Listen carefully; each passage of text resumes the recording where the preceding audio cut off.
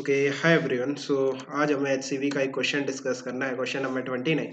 So it says a light is incident from glass mu 1.5 to air. Sketch the variation of the angle of deviation delta with the angle of incident I for 0 to 90. Okay, so what is given, हमारे पास basically दो medium है, इस तरह से ये interface है।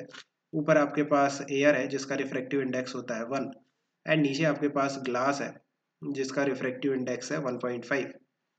सो जो glass है वो डेंसर मीडियम है और जो एयर है वो रेयरर मीडियम है।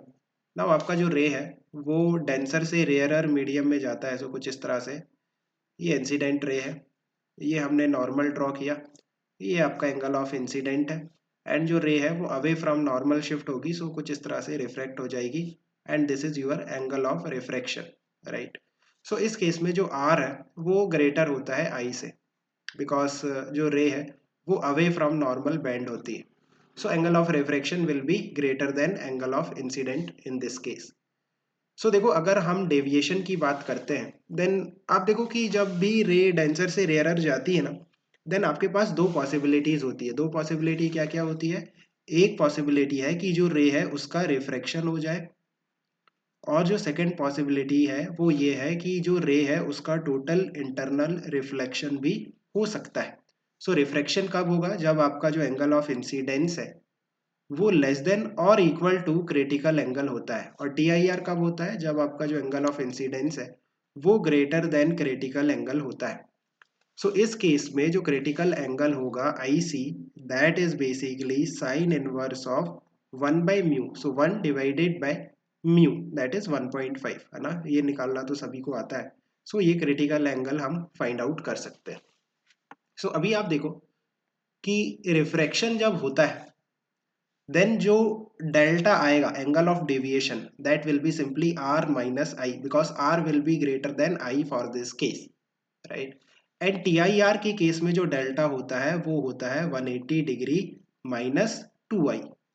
सो दोनों के केस में जो डेल्टा है वो अलग अलग होता है, बट जो डेल्टा है वो आई का फंक्शन होता है, राइट, एंगल ऑफ इंसिडेंस का फंक्शन होता है। सो टी आई आर में तो ये काफ़ी सिंपल सा फंक्शन है, बट रिफ्रैक्शन के केस में आप देखो जो डेल्टा है वो आई पे डिपेंड करता है और साथ ही साथ आर पे डिपेंड करता है। बट जो आर है ना वो खुद आई पे डिपेंड करता है। लाइक आर को आप रिप्लेस कर सकते हो आई के टर्म्स में, किस तरह से? By using Snell's law. Snell's law क्या कहता है? Mu 1 into sine I is equal to mu 2 into sine r.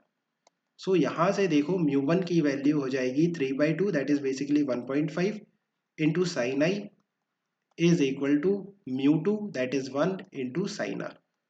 So यहाँ से जो आर की वैल्यू निकल के आएगी that will be sine inverse of 1.5 sine I, right. So ये जो आर की वैल्यू है ये उठा के कहाँ पुट कर सकते हो आप? यहाँ पे। सो जो डेल्टा निकल के आएगा रिफ्रैक्शन के केस में that will be sine inverse of 1.5 sine I minus I. ये डेल्टा का फॉर्मूला है एंगल ऑफ डेविएशन रिफ्रैक्शन के केस में, और टी आई आर के केस में जो डेल्टा का फॉर्मूला है that is simply 180 minus 2i, right. ये आपका टी आई आर वाले केस में। सो हमें बेसिकली प्लॉट क्या करना है? डेल्टा वर्सेस आई, है ना। इसीलिए हमने डेल्टा का फंक्शन निकाला है आई के टर्म्स में। सो आप देखो वाई एक्सिस में हम प्लॉट करेंगे डेल्टा और एक्स एक्सिस में हम प्लॉट करेंगे I, angle of incidence x axis में और angle of deviation y axis में। सो अगर हम बात करते हैं कि आप देखो कि रिफ्रैक्शन कब होगा? रिफ्रैक्शन होगा जब आपका एंगल ऑफ इंसिडेंस जीरो से क्रिटिकल एंगल के बीच में है। ये वाला जो रेंज है 0 टू आई सी, इस रेंज में आपका रिफ्रैक्शन होगा। और अगर आपका एंगल ऑफ इंसिडेंस आई सी से ज़्यादा है, आई सी से 90 के बीच में, है ना, सो इस केस में आपका टोटल इंटरनल रिफ्लेक्शन होगा। सो देखो, हमें बेसिकली ग्राफ प्लॉट करना है, फंक्शन ऑलरेडी हमने फाइंड आउट कर लिया है। सो रिफ्रैक्शन वाले केस में जो डेल्टा का फंक्शन है वो कुछ साइन इनवर्स का कॉम्प्लेक्स सा फंक्शन है। ये कोई स्टैंडर्ड फंक्शन नहीं है जिसका ग्राफ हम आसानी से प्लॉट कर सके, राइट। सो इसका जो ग्राफ आएगा वो काइंड ऑफ आपको याद रखना पड़ेगा। अभी हम कैसे प्लॉट करेंगे? पॉइंट लेके। सो देखो अगर हम कहते हैं लाइक सारे पॉइंट्स लेना तो पॉसिबल नहीं है, कुछ सिंपल सिंपल पॉइंट लेके देखो, अगर आई की वैल्यू जीरो होती है, angle of incidence zero, then angle of refraction भी जीरो होगा, और जो डेल्टा होगा आर माइनस आई वो भी कितना होगा, zero. So I is equal to zero पे delta is equal to zero.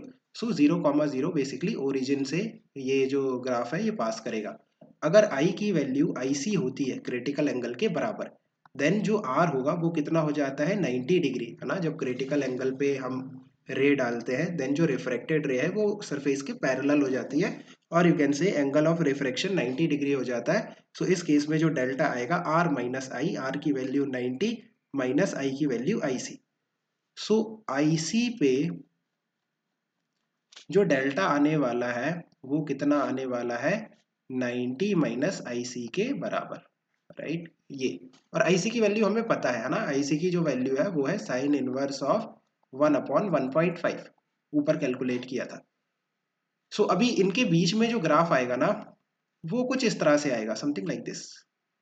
ये पैराबोला की तरह दिख रहा है but it is not a parabolic function, ये कुछ साइन इनवर्स का ग्राफ है।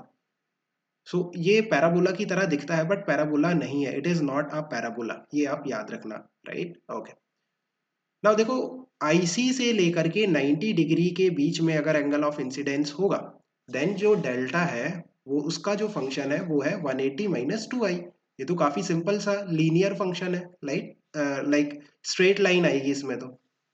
सो इसमें भी दो पॉइंट ले लेते हैं और फिर दो पॉइंट से हम लाइन ड्रॉ करेंगे।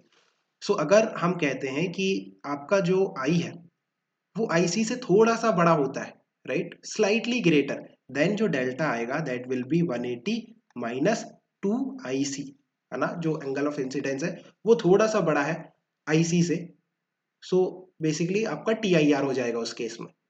सो उस केस में जो डेल्टा होगा that will be 180 minus two I C, और आप इसको इस तरह से भी लिख सकते हो 2 इंटू 90 माइनस आई सी। सो आप देखो यहाँ पे 90 माइनस आई सी है और ये है twice of 90 minus I C. So basically 90 minus I C का डबल, सो यहाँ पे होगा कुछ 2 into 90 minus I C, right. So जैसे ही आपका जो एंगल ऑफ इंसिडेंस है वो आईसी से थोड़ा सा बड़ा होगा, आपका जो डेल्टा है वो डबल हो जाएगा, है ना। जो डेविएशन है वो देखो जस्ट डबल हो गया डायरेक्टली। सो ऐसा क्यों हुआ, सडन चेंज क्यों हुआ डेल्टा में, बिकॉज अभी जो है रिफ्रैक्शन से टी आई आर होने लगा, राइट। सो एक पॉइंट ये मिल गया। दूसरा पॉइंट देखो, अगर हम यहाँ पे आई की वैल्यू 90 डिग्री लेते हैं then delta will be 180 minus two into I की value 90, so it will be zero.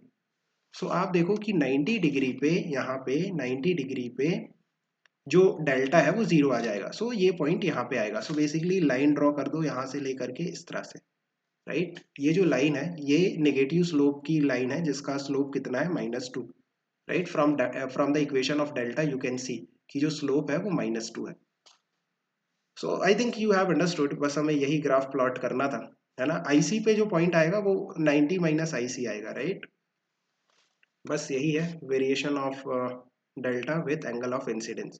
So I think you have understood. Let me know if you still have any confusion. Keep working hard. Best of luck. Bye. Yeah.